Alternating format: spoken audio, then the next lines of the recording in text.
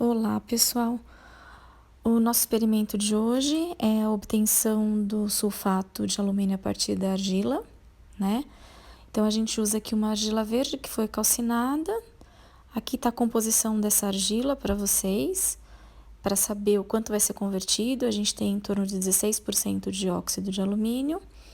E para o experimento, a gente pesou 100 gramas dessa argila. Ela está dessa cor por conta da calcinação, né? Ela é uma argila para tratamento estético. E aí a gente adiciona esses 100 gramas de argila no ácido sulfúrico que já está preparado pelo Paulo, ácido sulfúrico 1:1, que como vocês viram, ele tem uma concentração de 9 mol por litro aproximadamente, né? Que é 50% em massa. Então, a gente vai adicionando esse ácido num becker sob agitação e a gente vai ter que realizar o controle de temperatura.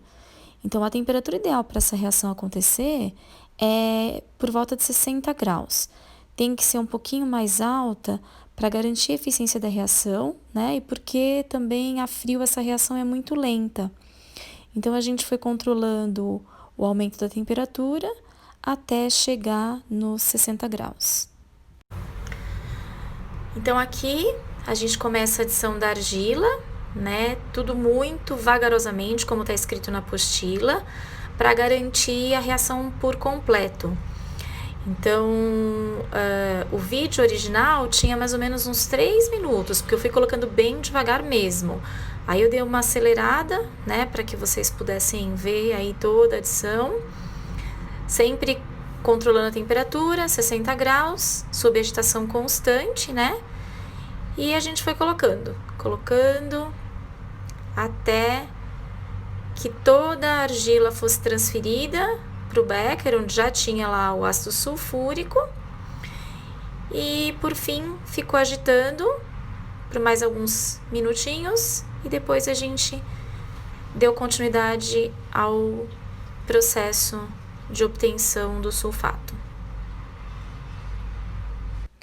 Depois que a gente adiciona toda a argila, a gente deixa descansando, esfria um pouquinho, né, porque estava 60 graus, e coloca 50 ml de água. Então, depois que a gente faz essa mistura, a gente vai levar para filtração. Essa filtração deve ser feita em funil comum, funil de Buchner, né? Mas se ficar escura, se ficar preta, a gente usa o funil de placa sinterizado, porque essa cor escura indica a presença de material orgânico. Então, o funil de placa sinterizada, ele fica meio que de backup, né? A gente não precisou usar, porque como vocês podem ver, a solução saiu clarinha. Ela se torna um pouco mais amarelada após o aquecimento. Então, quando começou a aquecer, ela já mudou de coloração, ficou assim amarelada. Então, a gente tem que ir aquecendo até reduzir o volume, o máximo que a gente puder. Então, aqui já reduziu bem. Depois disso, a gente vai adicionar o etanol para cristalizar e para que apareça o sal. Então, a gente reduz até pelo menos metade do volume. Aqui, depois do volume ter diminuído, eu coloquei para esfriar no gelo, porque também o gelo acelera o processo de cristalização. Como vocês podem ver, já começa a formar os cristais embaixo, esbranquiçados. Aí a gente já pode colocar o álcool, tá? Então, esse etanol é colocado lentamente, só um pouquinho também para precipitar um pouco mais.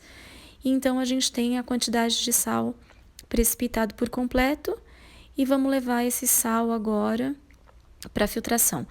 Essa filtração, pessoal, ela tem que acontecer com álcool, porque o sal é solúvel em água e se a gente filtrar com água, a gente vai perder todo o sal que a gente obteve. Então, eu adicionei um pouquinho de álcool 80% agora, né, para fazer a filtração e a gente foi filtrando. E aqui vocês conseguem perceber os primeiros cristais se formando a partir da filtração. À medida que a filtração vai acontecendo, a gente tem aqui os primeiros cristais de sulfato de alumínio se formando. A quantidade formada é relativamente satisfatória, a gente tem um rendimento bom para essa reação. Normalmente no laboratório dá em torno de 45%, 50%, né? Então aqui a gente finaliza a filtração, retira o papel de filtro, que já foi pesado, porque a gente vai fazer uma diferença de massa para encontrar o valor da massa de sal obtida, e coloca no vidro de relógio e levamos na estufa durante uma semana, né? Só que aqui a gente fiz em 2 dias, tá? A estufa em 60 graus. Aqui tem o sal seco, que depois a gente pesa, né, para encontrar a massa, e tá pronto o nosso sulfato. E aí a gente pode então calcular o rendimento da nossa reação.